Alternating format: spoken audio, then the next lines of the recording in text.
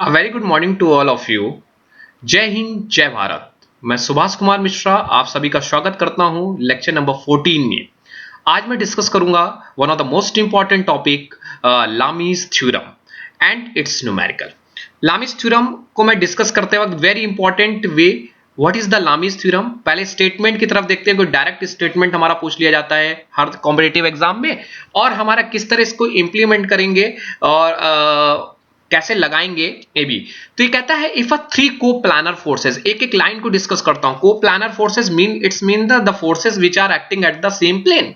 The if a three coplanar forces are acting at a point in equilibrium, समान अवस्था में है, then each force is proportional to the sine of angle between the other two forces, sine of the angle of the other forces. देखिए as per the figure, आप इस figure को, पहली figure को कंसिडर करिएगा, इस फिगर को आप भूल जाइए क्योंकि वो प्रूफ मैंने बताया है। तो यहां तीन फोर्स कौन कौन से हैं कोप्लानर फोर्सेस, एक पी फोर्सेस, एक क्यू फोर्सेस, एक आर फोर्स मैं एक्ट करता हूं, और उनके उनके बीच का एंगल कितना है, alpha beta and gamma.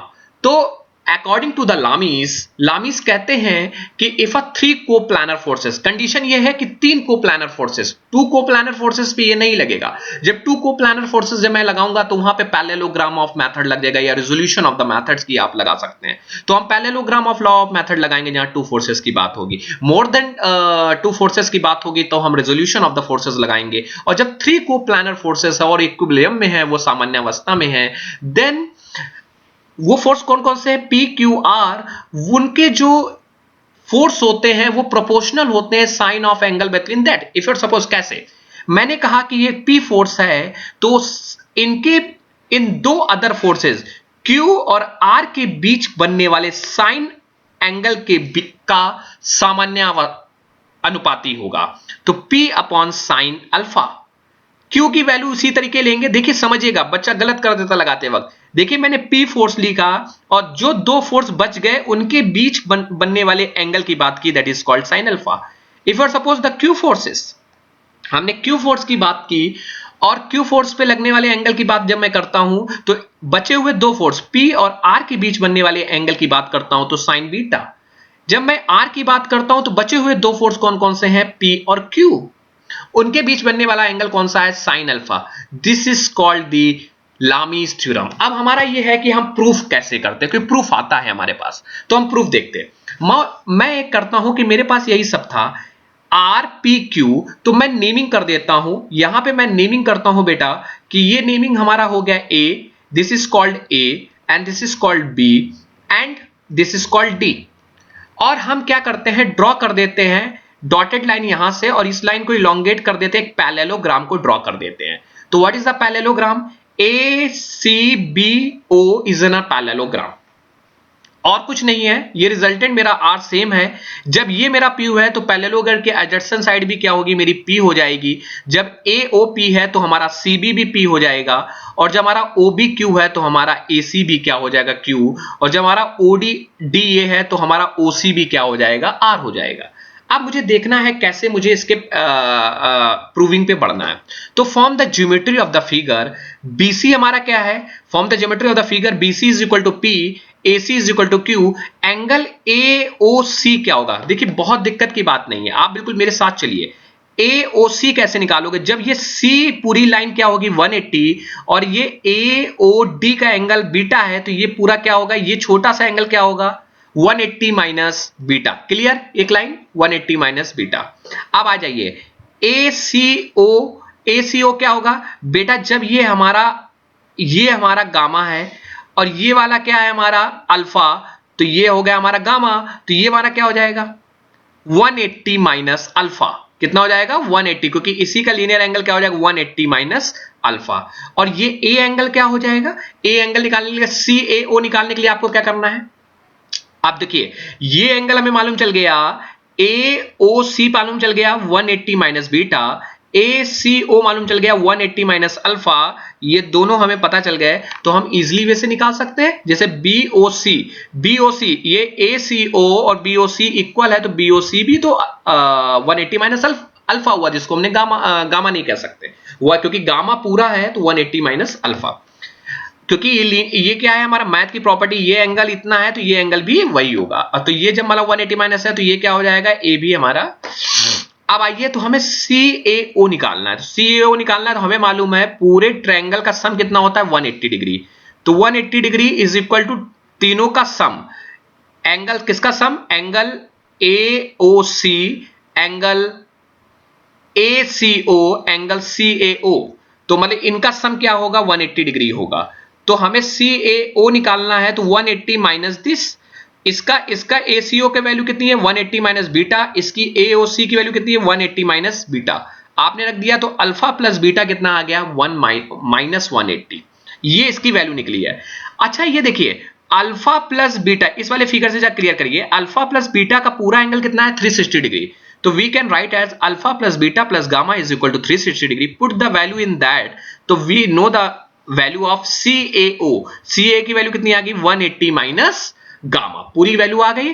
Then you apply the triangle AOC, AOC पे तुमने फॉर्मूला लगाया, आपने OA लिया, OA लिया तो किनके बीच में, इनके बीच बनने वाला एंगल कितना है ACO, ACO के बीच में एंगल बनने वाला आपने लगा दिया। You have drive the value P is equal to P sine alpha Q sine alpha, और आपका ये निकला है। So this is the Lami's theorem. With the help of this numerical we clear the concept. मैं कहता हूं एक आपका क्या है, ये इलेक्ट्रिक लाइट केबल है जिसका वेट कितना है 15 न्यूटन है, वो पॉइंट C पे उसका वेट लगा बाय स्ट्रिंग, स्ट्रिंग मतलब रस्सी है, और वो AC और BC से बंधी हुई है। AC is inclined at an angle 60 degree and BC is inclined at an angle 45 degree. So आपको एक मतलब मैं हिंदी में समझाता हूं, एक लाइट बल्ब जो है वो आपके दो रस्सियों से बंधा हुआ है, एक का एंगल 60 डिग्री है और एक का एंगल 45 डिग्री है। तो इन दोनों रस्सियों पे तनाव कितना आ रहा होगा। अब आप कहेंगे तनाव क्या होता है, टेंशन। टेंशन क्या है, दोनों अपने तरफ, मतलब जब पतंग आपने बचपन में उड़ाई होगी तो पतंग क्या करती है, हवा के कारण उधर भागती है और आप रस्सी की डोर इधर कर, तो रस्सी की डोर में क्या आता है, तनाव आता है, टेंशन आती है। और टेंशन आती है तो इन दो इसके बीच में आपको तनाव, तो हमें क्या है, हमें फ्री बॉडी डायग्राम, हमें इसका डायग्राम बनाना पड़ेगा। तो हमने इसका फ्री बॉडी डायग्राम मतलब ये सब चीजें हटानी है सरफेस से। तो वेट हमेशा अभी हमने बताया था आपको नीचे गिरता है, वेट आपने नीचे गिराया, आपने नीचे गिरा लीजिए। सी पॉइंट से और क्या जा रहा है, आपका ए बिंदु जा रहा है, आपने ए बिंदु के लिए एक लाइन खींच दी, और आपका सी। और आप हमेशा याद रखिए इस वीडियो में मैं आपको हमेशा बता रहा हूं, ये कोई भी टीचर आपको बताएगा यही बताएगा कि तनाव ऑलवेज आपका क्या होगा, बॉडी के बाहर लगेंगे। तो एरो आपका हमेशा क्या हो गया, बाहर हो गया, एरो आपने बाहर की तरफ लगा दिया। तो ये तनाव का नाम क्या रखेंगे, TBC, क्योंकि स्ट्रिंग का नाम क्या है BC, तो इसलिए tension, T for tension and BC, इसका नाम क्या रखेंगे TC। अब एंगल देखिए ये 45 डिग्री है मेरे भैया, तो ये वाला एंगल कितना हो जाएगा, आप यहां से जैसे एक लाइन खींचिए, तो ये वाला लाइन आप खींचेंगे तो ये 45, ये 45, किसी को दिक्कत, ये 60, तो ये 60, तो ये कितना बचा आपका 30, तो 45, ये कितना हो जाएगा 30, किसी को दिक्कत, ये कितना हो जाएगा 60, और ये कितना हो जाएगा, ये 45, ये 45, तो ये कितना बचेगा 45। ठीक है, तो ये वाला कितना है 45 प्लस 30 75 डिग्री, कोई दिक्कत नहीं, दिक्कत। इसके बाद आपका ये कितना हो जाएगा 45 प्लस 90, ये 90, 45 प्लस 90 135 डिग्री, कोई दिक्कत नहीं। ये कितना, ये 60, तो ये वाला 60, तो 150, ये 150। तो एंगल में किसी को दिक्कत तो नहीं है, मैंने ज्योमेट्री से लगाया। देखिए ये 45, मैंने एक इमेजिनरी लाइन खींची, तो ये 45, तो ये 45, तो ये पूरा पूरा 90 है, तो ये 45, तो ये 45 हो जाएगा। तो 90 प्लस 45 नीचे वाला कितना बनेगा 135। इन दोनों के बीच कितने, इन दोनों फोर्स के बीच कितना एंगल आ रहा है 45 प्लस 30 75। इन दोनों फोर्स के बीच कितना एंगल आ रहा है 60 प्लस 150 डिग्री। अप्लाइंग द लामी थ्योरम, क्यों अप्लाई कर देंगे लामी थ्योरम, क्योंकि तीन ही फोर्स है बेटा, यहां पे देख लीजिए वो तीन फोर्स कौन कौन से हैं आपके, वो आपके एक ये एक ये एक ये। तो यूजिंग द लामी थ्योरम, आपने लामी थ्योरम अप्लाई आपने लगाया, और लामी थ्योरम आपने लगाते ही क्या किया 15, आपने जब 15 वाले को कंसीडर किया ये एक फोर्स, तो लामी थ्योरम क्या करती है, जिस फोर्स को लो उनके दो फोर्सेस के बीच बनने वाला एंगल, ये फोर्स हो गया, तो दो फोर्स कौन कौन से बचे, एक ये वाला बचा, एक ये वाला, इनके बीच कितने एंगल बन रहा है साइन 75 का, आपने 75 एंगल लगा दीजिए, कोई दिक्कत। अब आप इस वाले फोर्स को लेंगे तो इन दो फोर्स के बीच बनने वाला एंगल, इन दो फोर्स के बीच एंगल TAC, मतलब हमने TAC लिया, तो इन दो फोर्स के बीच बनने वाला एंगल कितना है साइन 135 ले लीजिए। आप जब टी बीसी की बात करेंगे तो इन दोनों के बीच बनने वाला एंगल, तो आप t BC is equal to sine 150 degree. आपको फिर मैथ का कंसेप्ट यूज करना है, कोई बहुत बड़ी बात नहीं है। आपको क्या यूज करना है, इन दोनों को कंसिडर करके क्रॉस मल्टीप्लाई, आपको ये इधर भेजना है